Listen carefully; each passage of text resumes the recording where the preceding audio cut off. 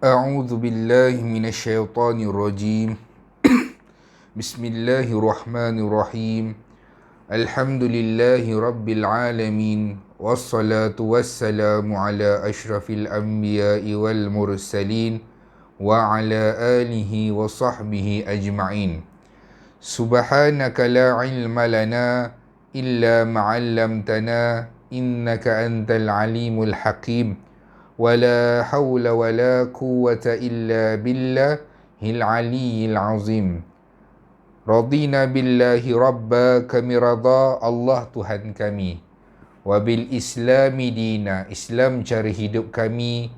Wabi Muhammadin nabiyyan wa rasulah, dan kami senang hati percaya Muhammad sallallahu alaihi wasallam adalah seorang nabi dan juga rasul. Rabbi yassir wa la tu'assir fa inna taysir alayka yasir. Rabbi tammim bil khair. Alhamdulillah, kita masih lagi bersama dengan Muhammad sallallahu alaihi wasallam menelusuri kisah sirah perjalanan hidup Muhammad sallallahu alaihi wasallam karangan Syekh Safiyur Rahman Al-Mubarakfuri.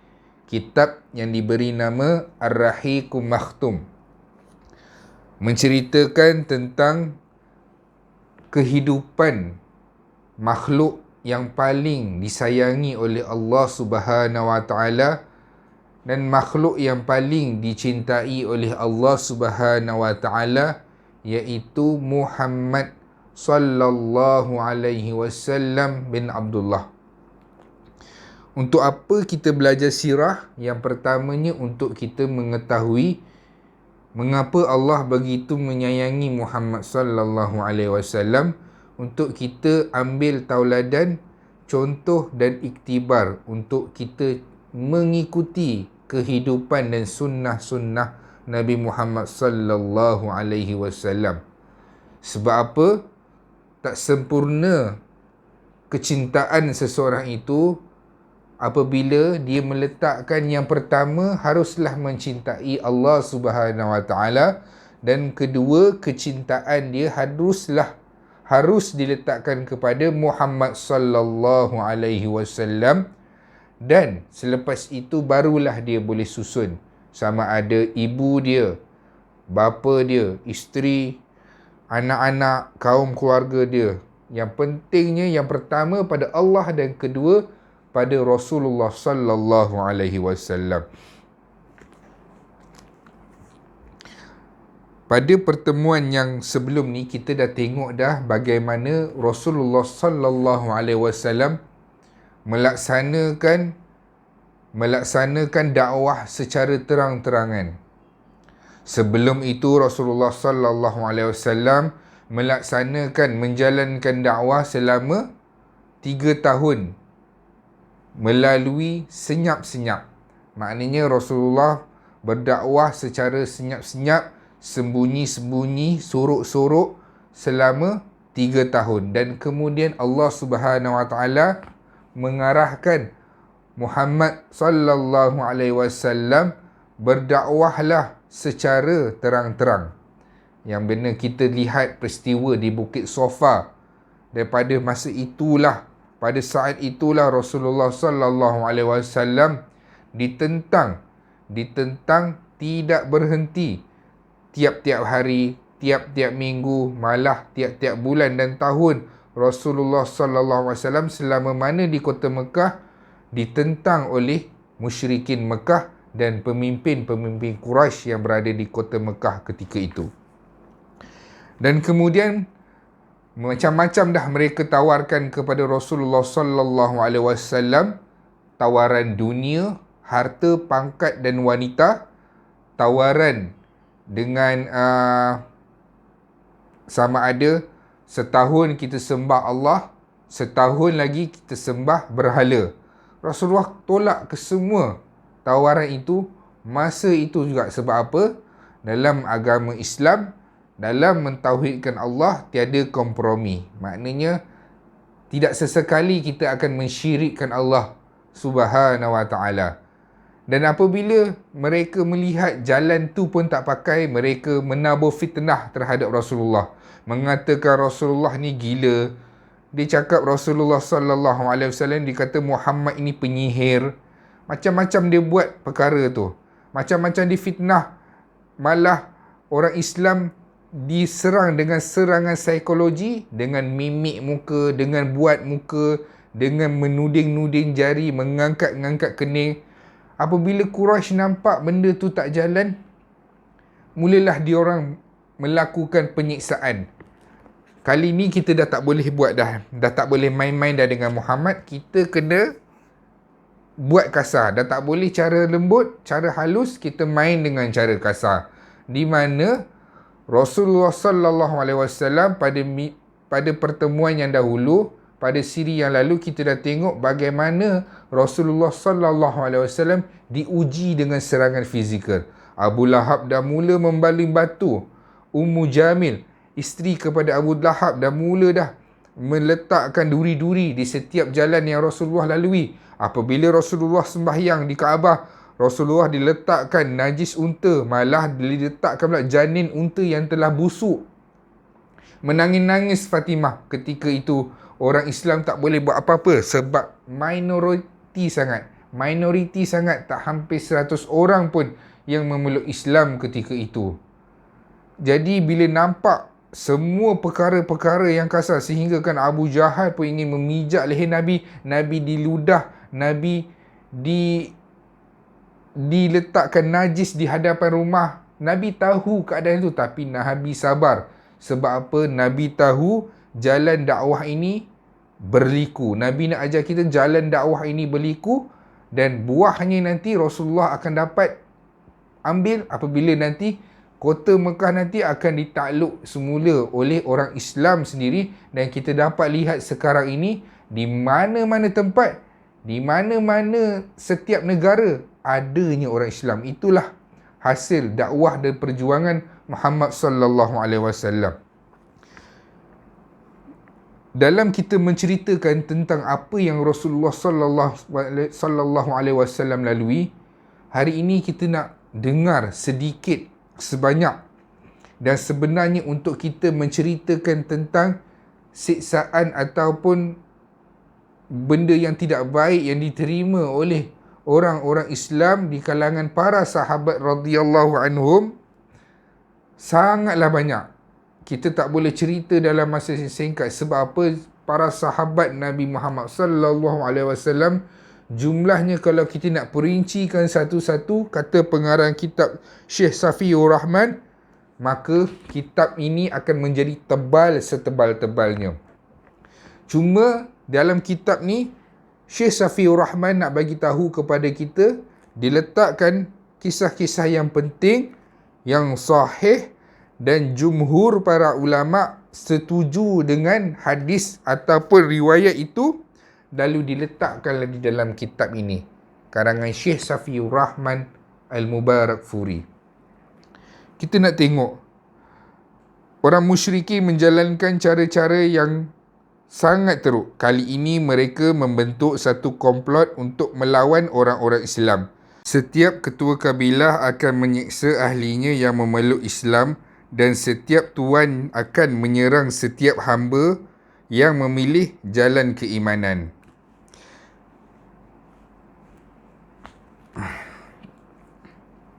Setiap ketua kabilah akan menyiksa ahlinya yang memeluk Islam, dan setiap tuan akan menyerang setiap hambanya yang memilih jalan keimanan. Jadi pemimpin-pemimpin Mekah dan juga orang-orang Quraisy ketika itu, mereka mewujudkan jawatan kuasa khas mesyuarat. Apabila mereka memanggil setiap ketua-ketua kabilah yang ada, di mana pastikan ahli-ahli ataupun orang-orang kamu tidak memeluk Islam. Sekiranya kamu ada memiliki hamba, masa tu ada lagi sistem penghambaan. Apabila kamu ada hamba yang memeluk Islam, maka mesyuarat itu mengatakan hendaklah diseksa hamba itu. Dia dah mula main kasar dengan sahabat-sahabat Nabi dan orang-orang Islam. Abu Jahal ketika itu dia mendengar seorang lelaki yang ternama dan berpangkat, dia akan menghapuskan hartanya. Sekiranya dia di kalangan orang yang lemah, tidak ternama, Abu Jahal akan memukulnya dan mengugutnya. Itu kisah Abu Jahal. Banyak nanti kita akan dengar tentang kejahatan apa yang Abu Jahal ni buat. Antara perkara yang diterima lagi para sahabat radhiyallahu anhum ketika awal-awal Islam dahulu, antaranya Pakcik Uthman bin Affan dibalut dengan tikar yang diperbuatnya daripada daun kurma, kemudian dibakar di bawahnya. Itu adalah bentuk-bentuk penyiksaan yang diterima oleh orang-orang Islam pada awal-awal Nabi Muhammad sallallahu alaihi wasallam menyebarkan Islam. Ketika Mus'ab bin Umair mengetahui tentang keislaman anaknya, ketika ibu Mus'ab bin Umair mengetahui tentang keislaman anaknya, dia membiarkan anaknya itu kelaparan lalu mengusirnya dari rumah. Padahal sebelum itu Mus'ab bin Umair adalah pemuda yang paling bergaya hidupnya di kota Mekah. Sehinggalah akhirnya kulitnya mengelupas seperti mengelupasnya kulit ular. Suhaib bin Sinan al-Rumi diseksa sehingga dia tidak sedarkan diri dan tidak tahu apa yang dikatakan.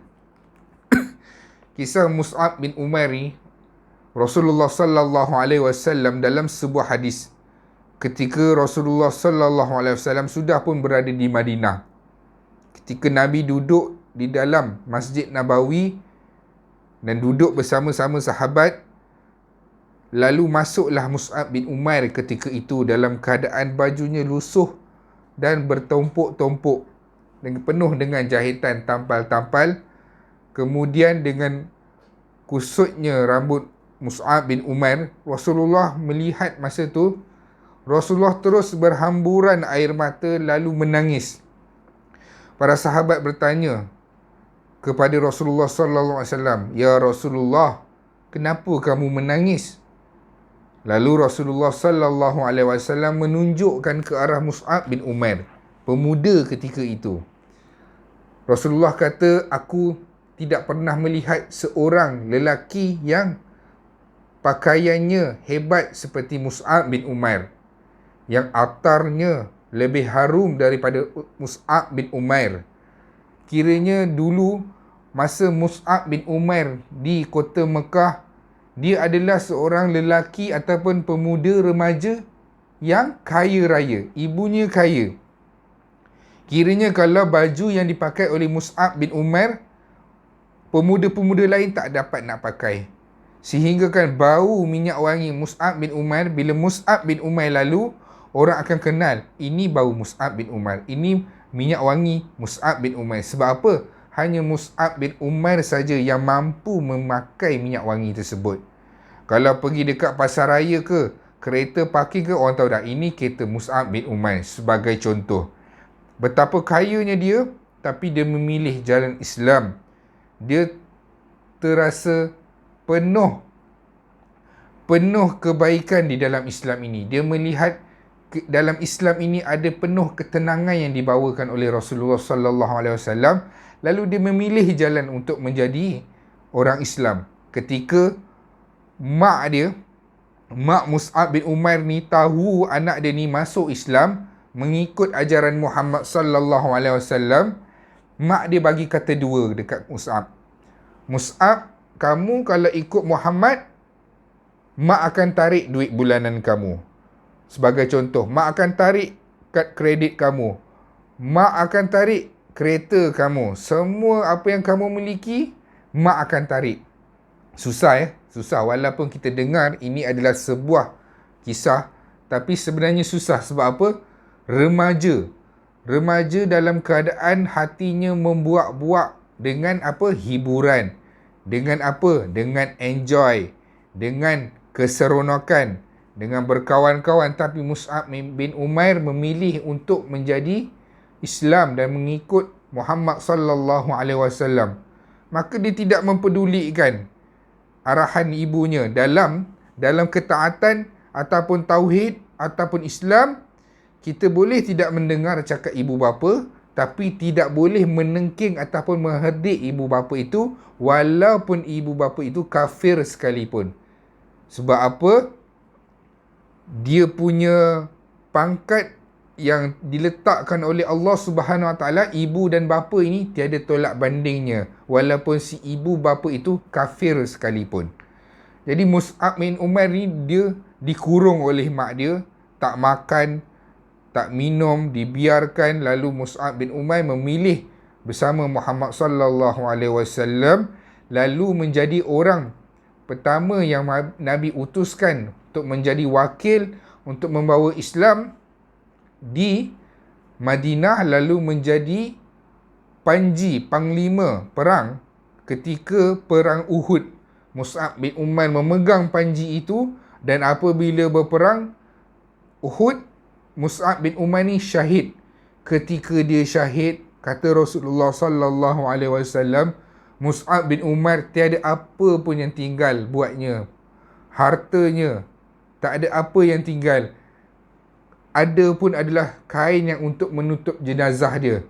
Bila diletakkan di bahagian kepala, terbuka di bahagian kaki. Bila ditarik di bahagian kaki, terbuka di bahagian kepala. Sehingga kan Rasulullah sallallahu alaihi wasallam terpaksa mengambil pelepah-pelepah untuk dijadikan penutup, untuk menutup jenazah Mus'ab bin Umair yang syahid ketika perang Uhud. Ketahuilah ganjaran ketika itu tiada ganjaran yang berunsur keduniaan apabila kita menjadi penganut Islam. Apabila kita memilih untuk menjadi Islam ketika itu, yang Allah Subhanahu Wa Taala bagi tahu ke Nabi adalah janji Allah, kamu melaksanakan Islam dan beriman dengan agama Allah, ganjarannya, timbal baliknya adalah syurga Allah Subhanahu Wa Taala. Jadi Mus'ab bin Umair ni dia syahid di jalan Allah Subhanahu Wa Taala. Sesaan berat juga dialami oleh Bilal bin Rabah. Dia adalah hamba Umayyah bin Khalaf Al-Jumahi. Kalau kita dengar tentang sahabat Rasulullah sallallahu alaihi wasallam yang teruk dari segi sesaan ni, kalau kita tanya budak sekolah sekalipun, semua orang boleh jawab, iaitu Bilal bin Rabah. Apa sesaan jenis dia? Apa jenis sesaan yang Bilal bin Rabah ni dapat? Dibaringkan di atas padang pasir dan diletakkan batu. Jadi bila kita belajar sirah, kita dapat kembangkan lagi, kita nak tahu siapa yang menyiksa dia. Dekat situ, kalau orang yang belajar sirah, insya-Allah dia akan tahu.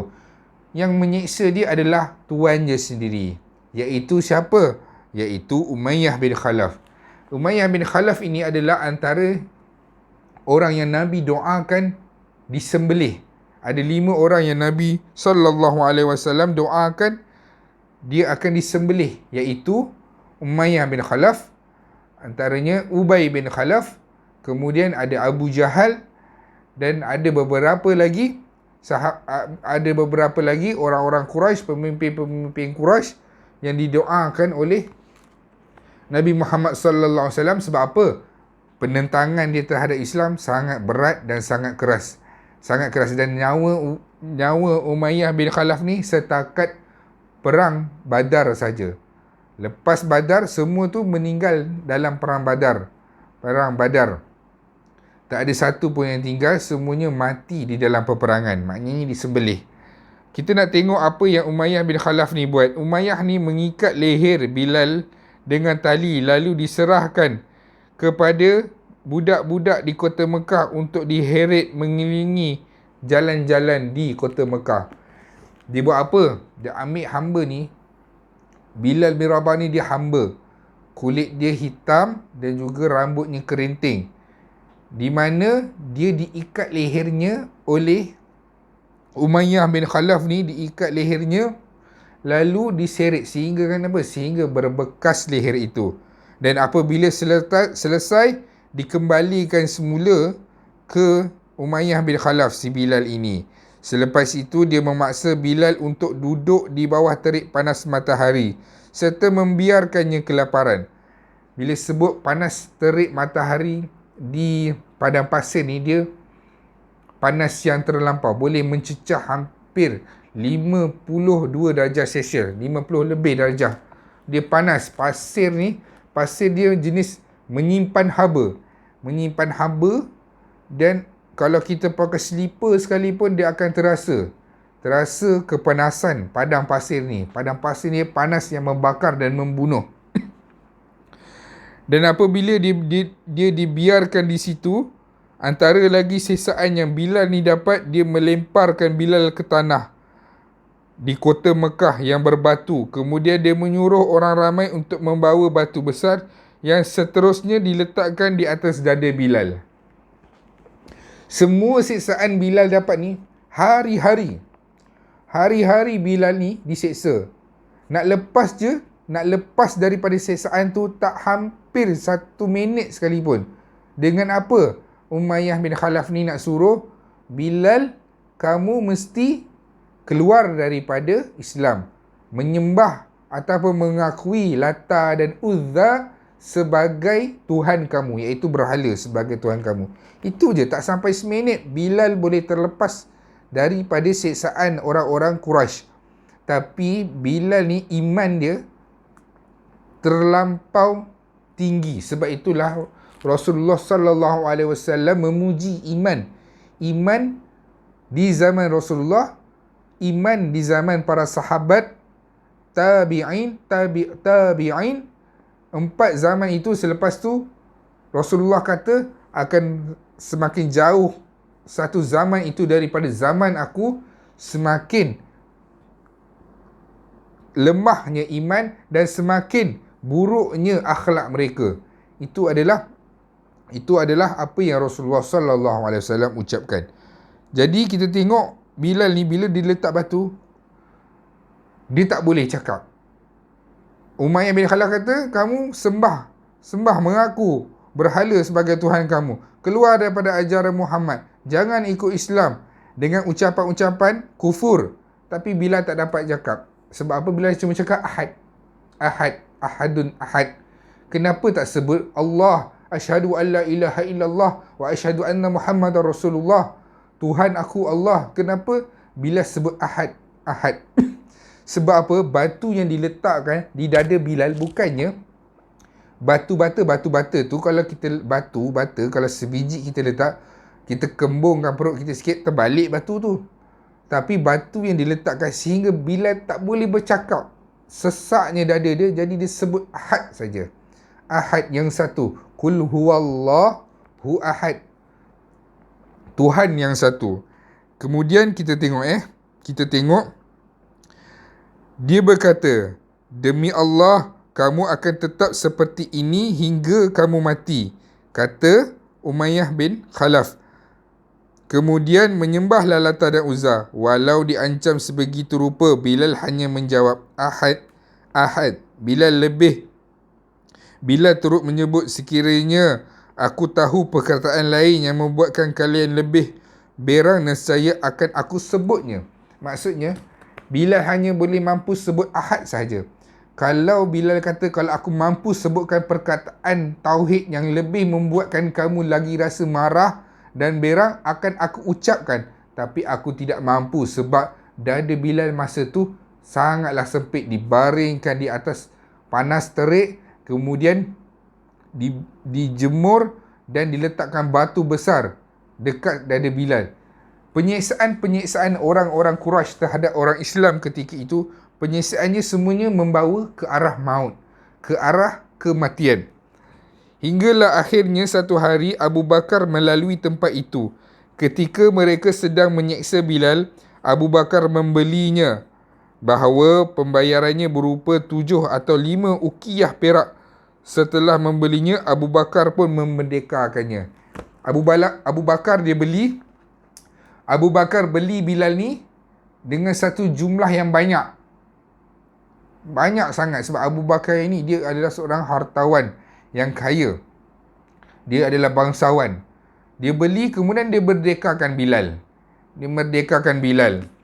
Kemudian kita tengok lagi, Abu Jahal mengheret mereka keluar dan melemparkan mereka ke atas tanah berkerikil. Tak kala panas terik sedang menyengat, mereka diseksa dengan panas dengan sengatan matahari. Ketika orang musyrik sedang asyik menyeksa, Nabi melalui tempat dan baginda berkata. Kita tengok yang ini pula apa yang terjadi dekat keluarga Ammar. Keluarga Ammar ni dia beruntung sebab apa? Isteri dia Sumayyah Ammar bin Yasir ni daripada Bani Makhzum, hamba yang daripada Bani Makhzum ni memeluk Islam bersama ayahnya dan ibunya. Orang musyrik ni menyeksa dia. Siapa tak kenal Sumayyah? Sehingga kan kumpulan Hijaz pun ada buat lagu ataupun nasyid berkaitan dengan Sumayyah ni. Sumayyah ni keluarga Yasir. Yasir adalah suami dan isterinya adalah Sumayyah dan anak dia bernama Ammar. Ketiga-tiga ini Islam. Awal-awal Islam, tak semua orang ahli keluarga memeluk Islam. Contohnya, Umar Al-Khattab Islam, tapi bapanya tidak Islam. Ada beberapa sahabat yang mana ayahnya Islam, anaknya tidak Islam. Anaknya Islam, ayahnya tidak Islam. Tapi dalam keluarga Yasir ni, semua ahli keluarganya adalah orang Islam. Abu Jahal, kita tengok Abu Jahal, apa yang dia buat? Dia heret mereka ni semua dan lemparkan dekat tanah yang berkerikil. Tak kala panas yang terik dan menyengat, mereka diseksa dengan panas. Dengan segatan matahari ketika orang musyrik sedang menyeksanya, Rasulullah lalu ketika tu. Rasulullah tak mampu untuk berbuat apa-apa. Cuma apa yang Rasulullah boleh cakap sabrun ala Yasir. Sabrun ala Yasir. Mau'idatuka fi jannah. Sesungguhnya timbal balik yang kamu akan dapat nanti adalah syurga. Bila kita dengar Nabi tak sebut isbir. Nabi sebut sabrun. Maknanya sabar yang sungguh-sungguh. Sabar yang betul-betul punya sabar. Sabarlah keluarga Yasir. Sesungguhnya Allah akan bagikan ganjaran kamu syurga. Masa tu jumlah orang Islam tak ramai. Jadi bila tengok seumpama perkara tu berlaku, semua orang tak boleh buat apa-apa. Semua orang dapat melihat saja sebab jumlah orang Islam masa tu minoriti. Tak sampai 100 orang pun yang memeluk Islam. Kita nak tengok apa yang keluarga Yasir ni terima. Kita nak tengok. Pertama sekali, Yasir ni meninggal kerana tidak mampu menahan siksaan. Sementara Sumayyah, ibu Ammar, ditikam pada kemaluannya dengan sebilah lembing. Dahsyat ya. Dahsyat sebab apa? Dia disula. Dimasukkan satu pisau ataupun lembing yang tajam menusuk masuk ke kemaluannya dan keluar ikut mulut dia. Maknanya dia disula. Kalau kita nak kata mati sula ni, dia tak terus mati. Dia sakit terus. Dia sakit, dimasukkan, diwuduk. Maknanya dia tak terus mati. Kalau terus mati tu tak apa lagi. Tapi ini dia menanggung kesakitan. Dahsyat dahsyat iman para sahabat dan orang-orang yang awal memeluk Islam. Dia tetap dengan agama Islam, tetap dengan tauhid terhadap Allah dan percaya ketaatan dia terhadap Allah dan dengan Rasul. Tak boleh kita nak fikirkan. Kita yang bercakap ini pun, kalaulah berada di tempat itu, kita boleh tanya diri kita sendiri, sama ada kita mampu tak nak membiarkan iman kita sama ada pergi ke arah kufur ataupun iman kita kekal terhadap Allah Subhanahu Wa Taala dan Rasulnya. Sebab apa? Sumayyah ni dia menjadi perempuan pertama yang syahid, yang mati syahid. Sebab apa? Dia di awal-awal Islam dahulu. Perempuan pertama yang mati syahid. Kalaulah nak jadi syahid ni setelah dah ramai dah 20, 100 orang yang dah pernah syahid, dia jadi semangat. Tapi untuk menjadi orang pertama yang mati syahid di awal-awal Islam, baru lagi Islam tu nak bermula,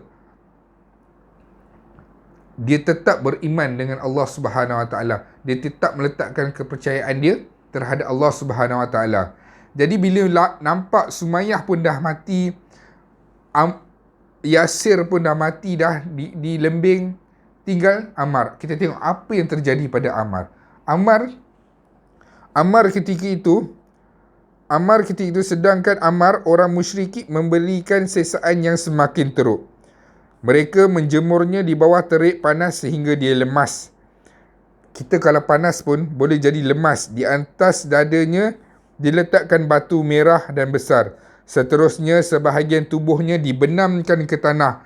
Mereka berkata, kami tidak akan menghentikan sesaan terhadap kamu sehingga kamu melecehkan Muhammad, atau kamu mahu mengatakan sesuatu yang baik terhadap Lata dan Uzza. Hinggalah akhirnya dia terpaksa menuruti kemahuan mereka. Setelah dilepaskan, dia didatangi oleh Nabi sambil menangis dan berasa amat bersalah. Ammar ni dia tak terus mengaku. Maknanya dia diseksa sampai satu tahap dia tertekan dalam seksaan itu. Sebab apa? Dia dah melihat mak dia syahid, dia dah melihat ayah dia Yasir pun syahid. Jadi dia remaja, kanak-kanak lagi masa tu, apabila ditekan oleh Quraisy untuk menyebutkan satu perkataan yang kufur, tapi dalam ni dia tak ceritakan perkataan kufur apa yang disebut oleh Ammar. Cuma dalam riwayat lain ada menyatakan, okey, Ammar, kamu kata burung ini Tuhan kamu. Tapi dalam kitab Syekh Safiur Rahman Al-Mubarakfuri, sirah ini, tidak dinyatakan perkataan tu. Perkataan apa? Tapi perkataan itu membawa maksud kufur kepada Allah Subhanahu Wa Taala. Jadi Abu Jahal ni lepaskan Ammar ni. Sebab apa? Dia dah mengaku dah selain daripada Allah. Maknanya dia syirik dan meninggalkan Islam. Jadi tersebarlah seluruh orang Islam tentang berita wafatnya Ammar, wafatnya Yasir. Maknanya Yasir telah mati syahid, Sumayyah pun telah mati syahid, tapi Ammar dia kufur. Jadi Abu Jahal ni lepaskan. Adakah Nabi dengar Ammar ini kafir ataupun kufur, Nabi melompat? Tidak. Nabi panggil dulu Ammar, bincang dulu. Macam itulah kita. Kita kalau dapat apa-apa berita, selidik dulu. Jangan terus melompat atau sebagainya. Tanya dulu. Tanya. Kalau orang yang kita ada selisih faham tu, terus tanya dengan dia. Jangan melalui orang perantaraan. Nanti akan berlaku lagi banyak salah faham. Jadi Rasulullah panggil Ammar. Dia kata, wahai Ammar, apakah yang sebenarnya berlaku?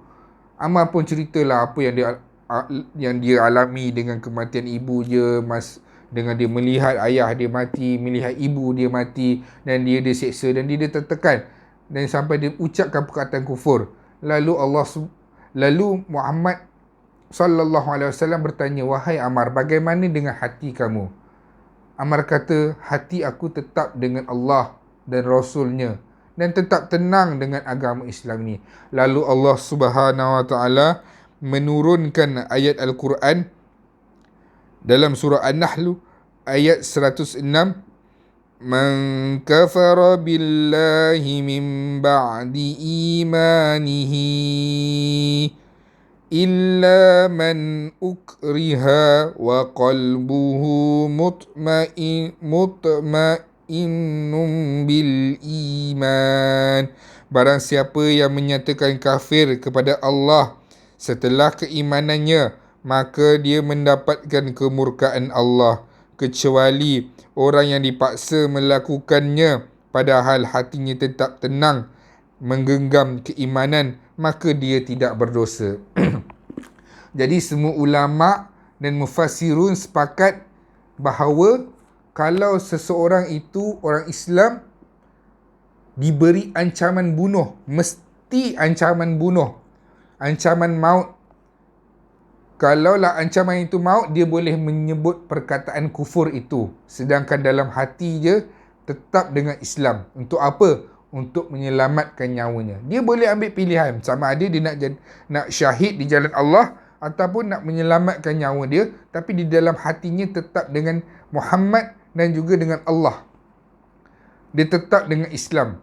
Boleh dengan ancaman bunuh sahaja. Kalaulah kita dekat tempat kerja, kamu tak boleh pakai tudung. Kalau kamu pakai tudung, kamu tak boleh kerja sini. Jadi gaji kamu yang 4,000 tu, kami tak boleh nak teruskan dan kamu kena berhenti kerja. Tak boleh, kita jangan ambil, ini mesti wa qalbuhu mutmainnum bil iman ni. Tak boleh. Tak boleh sebab apa? Itu hanyalah tawaran dunia sahaja. Maknanya kita kehilangan dia mestilah dengan ancaman bunuh baru boleh kita lakukan seperti apa yang dilakukan oleh Ammar ini. Mestilah dengan ancaman. Dia tak boleh tolak gaji ke, ditransferkan ke tempat lain ke. Yang itu tak boleh. Dan seterusnya kita nak tengok apa yang berlaku. Seterusnya Abu Fukaihah, namanya Aflah. Dia adalah hamba milik Bani Abdul Addar. Beliau daripada Azd. Mereka meletakkan Abu Fukaihah setengah hari pada tempat yang panas terik serta kakinya diikat dengan besi. Mereka menanggalkan pakaiannya. Mereka menjatuhkan badannya dalam posisi melutut di kala waktu yang sangat terik. Panas Panas, lututnya pun terbakar. Kemudian mereka meletakkan batu di atas dada sehinggalah beliau tidak boleh bergerak. Beliau kekal dalam keadaan begitu sehinggalah dia tidak sedarkan diri. Banyak kita boleh dengar antara siksaan-siksaan yang dihadapi oleh sahabat-sahabat ketika awal Islam dahulu. Antaranya kita nak tengok lagi tentang Khabbab bin Arats. Khabbab bin Arats ni dia adalah batch pertama awal-awal Islam dulu. Sebab apa? Dia adalah yang mengajarkan Al-Quran. Kita kalau ingat lagi, dia ada satu kisah mana keislaman Saidina Umar. Waktu Saidina Umar nak pergi ke rumah adik dia, sebab apa? Orang kata, buat apa nak pergi rumah Muhammad? Baik kamu pergi rumah adik kamu lagi peluk Islam. Dia pun pergi rumah. Masa dia ketuk rumah tu, dalam tu lah ada Khabbab bin Arats. Dia menjadi guru kepada pasangan suami isteri ini, iaitu Fatimah. Fatimah adik kepada Saidina Umar ketika itu, dan suami dia iaitu Said. Adik dia nama Said bin Zaid. Tak silap saya, Said bin Zaid, isteri, suami kepada Fatimah, suami kepada Khabbab bin Arats ni. Dia kita nak tengok apa siksaan yang diterima oleh Khabbab bin Arats ni. Dia adalah seorang lelaki tukang besi. Setelah dia memeluk Islam, mereka menimpakan siksaan kepadanya dengan kepanasan api. Besi yang sangat panas diletakkan di atas dadanya dan kepala Khabbab agar beliau mengingkari Muhammad sallallahu alaihi wasallam. Namun perkara itu hanyalah menambahkan keimanan dan keislaman beliau. Orang musyrikin menyiksa beliau dengan mencengkam leher dan rambutnya dan menghadapnya ke arah api dan mengulangi perbuatan tersebut. Khabbab ni siksaan dia lagi berat. Sebab apa? Sebab kita tengok apabila zaman Rasulullah sallallahu alaihi wasallam telah wafat, zaman Abu Bakar, zaman Umar Al-Khattab menjadi khalifah. Apabila Umar Al-Khattab menjadi khalifah, dia teringat satu peristiwa di mana Khabbab bin Arats datang berjumpa dengan Rasulullah yang berada di tepi Kaabah. Ditanya dengan Rasulullah, "Ya Rasulullah, doalah kepada Allah supaya Allah menangkan Islam. Berdoalah, mintalah kemenangan Islam. Bila kemenangan Islam ini ya Rasulullah?" Rasulullah jadi merah padam muka. Rasulullah terasa dengan ataupun kecil hati dengan perkataan Khabbab bin Arats ketika itu. Khabbab ni bagi tahu dekat Rasulullah macam tu, sampailah Rasulullah kata, "Wahai Khabbab, sesungguhnya umat terdahulu mereka disikat dengan sikat yang panas berapi di tubuh badannya, lalu berjujuranlah daging-dagingnya luruh ke bumi.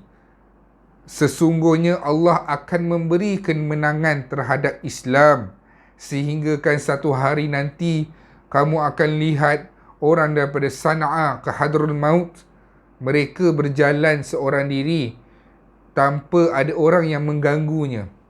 Rasulullah nak bagi tahu satu hari nanti kamu akan melihat orang Islam seorang diri ataupun perempuan berjalan daripada satu tempat ke satu tempat tanpa ada orang lain kacau pun dia.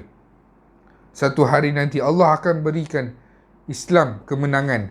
Jadi bila zaman Rasulullah pun telah wafat, Abu Bakar pun telah wafat, lepas tu dipimpin oleh Khalifah Umar Al-Khattab. Umar Al-Khattab teringat peristiwa tu. Lalu dipanggil. Dia panggil Khabbab ni. Lepas tu Khabbab tanya, "Wahai Amirul Mukminin, kenapa memanggil aku?" Saidina Umar kata, "Dahulu aku teringat kamu pernah cakap dengan Rasulullah sehingga Rasulullah kecil hati. Hari ini aku nak balas kamu. Aku nak balas ataupun nak menjatuhkan hukuman terhadap kamu." Lalu Khabbab memberitahu, "Sesungguhnya aku meminta Rasulullah sallallahu alaihi wasallam berdoa tentang kemenangan Islam setelah aku disiksa dengan berat sekali oleh orang-orang musyrikin ketika itu. Aku telah dipanggang, disalai, di mana di bawahnya diletakkan bara api, dan setiap kali bara api itu mula mengecil, orang musyrikin akan menambah dengan bara api yang baru, sehingga daging-daging dan lemak-lemak di tubuh badan aku menitis-nitis, dan titisan itulah yang memadamkan bara api itu." Lalu Khabbab mengangkat jubah dia dan tu ditunjukkan di tubuhnya, di mana tulangnya masih lagi tersembul. Bayangkan ya, kita lihat berapa lama tu daripada zaman Rasulullah sallallahu alaihi wasallam menjadi nabi awal-awal Islam sehinggalah Rasulullah wafat 63 tahun. Kemudian zaman Abu Bakar setahun. Kemudian zaman Umar tanya balik peristiwa tu sebab apa? Dia rasa perlu dihukum sebab Khabbab ni pernah buat Rasulullah kecil hati. Lalu apabila Khabbab menceritakan apa yang dia alami, maka Saidina Umar terus senyap, tak buat apa-apa. Maknanya Sayyid Khabbab ni, kalau kita tengok Bilal bin Rabah dia letakkan batu, Khabbab ni dia lagi berat lagi siksaan dia. Lagi dahsyat sebenarnya siksaan yang Khabbab ni dapat. Kemudian seterusnya Zinirah, seorang hamba perempuan Rom yang memeluk Islam, kemudian diseksa di jalan Allah sehingga menjadi buta.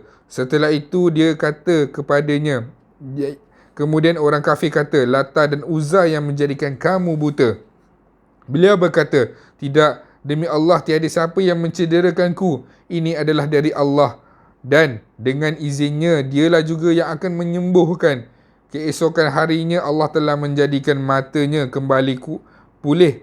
Jadi Quraisy berkata ini merupakan sebahagian sihir daripada Muhammad. Dia tuduh pula Muhammad sallallahu alaihi wasallam punya sihir. Masih lagi orang Quraisy ni dia tak beriman. Dia tak beriman dengan Allah Subhanahu wa taala dan Muhammad sallallahu alaihi wasallam. Seorang hamba perempuan Umar bin Muammal, seorang ahli Bani Adi, dia telah memeluk Islam. Umar bin Khattab yang ketika itu masih musyrik. Umar Al-Khattab ketika itu yang masih lagi belum masuk Islam awal-awal, dia pun turut menyiksa. Siapa yang dia siksa? Iaitu Umar bin Muammal. Dia menyiksa hambanya itu dengan memukulnya. Tak kala dia telah bosan, barulah dia berkata, "Jika aku tidak bosan," ini apa yang Umar Al-Khattab kata, "jika aku tidak bosan, aku tentu tidak akan berhenti memukulmu, wahai jariyah. Begitu juga Tuhan akan perlakukan kepadamu." Jadi banyak pengarang ni bagi tahu antara kalangan hamba wanita yang telah memeluk Islam lalu diseksa adalah Nadiyah serta anak perempuannya. Mereka berdua wanita daripada Bani Ad-Dar. Antara hamba lelaki yang diseksa, Amir bin Fuhairah, diseksa sehingga tidak sedarkan diri. Dan Abu Bakar, bila nampak hamba-hamba yang diseksa, Abu Bakar akan membeli sehinggalah Allah Subhanahu Wa Taala memuji kebaikan Abu Bakar dan kelak akan dijauhkan orang yang paling takwa daripada neraka, yang menafkahkan hartanya di jalan Allah untuk membersihkannya, padahal tidak ada seorang pun yang memberikan sesuatu nikmat kepadanya yang harus dibalasnya, tetapi dia memberikan semua hartanya hanya kerana Allah, kerana mencari keredaan Tuhannya yang maha tinggi, dan kelak dia benar-benar mendapat kepuasan. Allah puji Abu Bakar ni. Dengan hartanya, dia membeli hamba-hamba yang diseksa dan kemudian dia merdekakan. Dia merdekakan. Hasilnya sesiapa sahaja yang memeluk Islam dan diketahui oleh mereka tidak akan terlepas daripada sebarang penyiksaan dan hukuman. Begitulah mudahnya bagi orang Islam yang lemah, terutamanya golongan hamba. Mereka tidak mendapat perlindungan, bahkan ketua sendiri yang akan menyiksa dan tidak menghormati mereka. Bagi mereka yang memeluk Islam dari kalangan pembesar dan golongan terhormat, tindakan ini amat payah untuk dilakukan. Tapi kalaulah orang itu hanyalah cuma orang biasa, cuma orang biasa yang tak ternama, mereka boleh sesuka hati menyiksa. Orang Quraisy ni, Muhammad pun sallallahu alaihi wasallam pun menerima ujian yang sama. Kalaulah kita dengarkan para sahabat pun diuji oleh Allah dengan orang Quraisy melakukan siksaan, ketahuilah Rasulullah sallallahu alaihi wasallam pun turut menerima yang sama. Malah Rasulullah lagi double, lagi 2 kali ganda daripada sahabat-sahabat radhiyallahu anhum. Lalu apabila melihat keadaan siksaan ni tak berhenti-henti yang menyebabkan kematian, maknanya siksaan tu menjurus ke arah kematian, Rasulullah sallallahu alaihi wasallam mengambil pendekatan menggunakan rumah Arkam sebagai tempat berkumpul umat Islam secara sembunyi, menyampaikan ayat-ayat Al-Quran dan juga mengajarkan hikmah-hikmah Al-Quran dan melakukan amal ibadah di rumah Al-Arkam. Walaupun begitu, baginda tetap menjalankan dakwah secara terbuka. Maknanya dakwah tetap terbuka.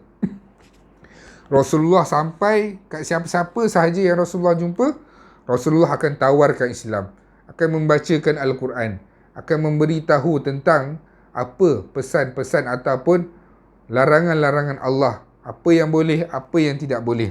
Dan Rasulullah sallallahu alaihi wasallam tetap melakukan solat di depan Kaabah. Tetapi untuk berkumpul bersama-sama orang Islam, baginda melakukannya secara sembunyi-sembunyi demi kemaslahatan mereka dan Islam. Maksudnya Rasulullah tetap menjalankan dakwah terbuka, tapi untuk mengajarkan Islam ataupun berkumpul dengan orang Islam, Nabi tak buat terbuka. Sebab ini akan mengundangkan perkara yang lebih buruk lagi, lebih dahsyat lagi. Sebab apa? Orang akan mengenali siapakah orang Islam, siapakah apa yang ajaran. Jadi orang Islam berkumpul beramai-ramai itu akan menyebabkan Quraisy lagi mudah nak menyerang mereka ni ataupun menyiksa mereka. Bila Rasulullah sallallahu alaihi wasallam melihat peristiwa ini, apa yang orang Quraisy buat ni dah terlalu kasar dan berbahaya untuk umat Islam secara am dan khususnya. Jadi Rasulullah melihat siksaan yang dilancarkan oleh orang musyrikin bermula pada pertengahan atau akhir tahun keempat kenabian. Kita nampak baru tahun keempat kenabian dah mula dah serangan yang teruk dan siksaan yang berat yang dilakukan secara berat. Namun begitu, hari demi hari, bahkan bulan demi bulan, siksaan itu menjadi sehingga bertambah teruk dan semakin keras pada pertengahan tahun kelima kenabian. Nampak Kita nampak tadi mula-mula akhir tahun keempat kenabian, berturutan siksaan itu sampailah pertengahan tahun kelima kenabian. Maknanya Rasulullah sallallahu alaihi wasallam, bila orang katanya tahun kelima kenabian, bermakna umur Rasulullah ketika itu berapa tahun? Rasulullah dilantik menjadi Rasul 40 tahun. Jadi bila tahun kelima kenabian, maknanya Rasulullah masa tu umur 45 tahun. 45 tahun. Akhirnya Mekah menjadi tempat yang tidak selamat. Rasulullah nampak kita dah, orang Islam ni dah minoriti, ramai dah kena seksa, semuanya semakin teruk dan menambahkan mudarat, menambahkan keburukan lagi. Jadi bila nampak hal ini menjadi teruk, Rasulullah sallallahu alaihi wasallam berfikirkan hal itu, Allah Subhanahu wa taala menurunkan ayat Al-Quran daripada surah Az-Zumar yang bermaksud orang-orang yang berbuat baik di dunia ini memperoleh kebaikan, dan bumi Allah itu adalah luas. Sesungguhnya hanya orang-orang yang bersabarlah yang dicukupkan pahala mereka tanpa batas. Jadi Rasulullah sallallahu alaihi wasallam, wallahu alam, kita tak tahu, Rasulullah sallallahu alaihi wasallam mengetahui di Habsyah ni, kalau sekarang kita panggil Ethiopia ada seorang raja, Najashi, Asham nama je. Raja Najashi Asham, Raja Habsyah, adalah seorang raja yang adil. Tidak ada orang pun yang dizalimi di bawah pemerintahan raja ini. Susah nak tengok raja yang adil, yang memberikan hartanya secara adil kepada hamba-hamba dia ataupun rakyat-rakyat dia, dan dia tidak melakukan perkara yang zalim terhadap pemerintahan dia. Rasulullah kata dekat situ ada seorang raja di Habsyah yang baik, yang tidak menzalimi wilayahnya. Maka baginda memerintahkan orang Islam untuk berhijrah ke Habsyah, menyelamatkan agama mereka daripada fitnah kekafiran. Rasulullah kata, ayat Al-Quran turun bahawa bagi tahu bumi Allah ni luas, bukannya Mekah saja. Jadi Rasulullah nampak Allah turunkan ayat ini, maka Rasulullah kata satu tempat tu di Habsyah ada seorang raja Najashi. Dia adalah raja yang baik, tidak menzalimi sesiapa pun. Pergilah ke sana. Kemudian pada bulan Rejab tahun kelima kenabian, tahun yang sama juga, tahun kelima kenabian, berhijrahlah gelombang muhajirin yang pertama daripada kalangan sahabat menuju ke Habsyah. Mereka terdiri daripada 12 orang lelaki dan 4 orang wanita. Maknanya 12, 13, 14, 15, 16 orang. 16 orang pemimpin yang terdiri daripada 12 orang lelaki dan 4 orang wanita. Pemimpin perjalanan mereka ketika itu adalah Uthman bin Affan. Uthman bin Affan yang kita dengar, yang berkahwin dengan Ruqayyah. 2 anak Nabi Uthman bin Affan kahwin. Ruqayyah yang pertama, dan setelah wafat Ruqayyah dikahwinkan pula dengan Ummu Kulthum, ataupun orang Malaysia kata Ummi Kalthum, tapi sebutannya adalah Ummu Kulthum. Jadi anak-anak Rasulullah inilah yang dahulunya awal-awal penentangan Abu Lahab, yang Abu Lahab kata ceraikan. Padahal Rasulullah dengan Abu Lahab ketika itu berbesan, tapi sebabkan Rasulullah membawa Islam, disuruh ceraikan. Tapi Allah menggantikan anak-anak Rasulullah ni dengan suami yang lebih baik di sisi Allah, iaitu Uthman bin Affan. Ikut serta untuk pergi berhijrah bersama dengan Sayyidah Ruqayyah, anak Rasulullah sallallahu alaihi wasallam. Tentang mereka berdua ini Nabi berkata, mereka berdua adalah ahlul bait pertama yang berhijrah setelah Ibrahim dan Lut. Perjalanan mereka dilakukan dengan berhati-hati pada tengah malam. Maksudnya nak pergi hijrah ni dia tak buat kenduri dulu. Kenduri doa selamat ke, jamuan-jamuan ke, tak. Dia lakukan dengan senyap-senyap. Sebab apa? Quraisy masa tu memang tak suka dengan orang Islam. Jadi nak berhijrah tu 16 orang ni dilakukan dalam keadaan tengah malam. Semua orang tengah tidur. Dia pergi ke mana? Perjalanan mereka dilakukan dengan berhati-hati pada tengah malam sehinggalah orang Quraisy tidak mengetahuinya. Mereka menuju ke laut, iaitu sampai di pelabuhan Syaibah. Dekat pelabuhan Syaibah tu ada satu kapal dagang yang nak menuju ke Habsyah. Maka 16 orang ni ikut naik bersama untuk pergi berlayar menuju ke negara Habsyah tu. Takdir menemukan mereka dengan 2 buah kapal dagang yang kemudian menghantar mereka berlayar sehingga ke Habsyah. Selepas itu barulah orang Quraisy pun menyedari pemergian mereka. Punyalah dendam Quraisy ni. Orang Islam keluar, tak kacau apa pun. Nak keluar daripada Mekah, nak pergi cari kehidupan lain. Dia pergi kejarnya.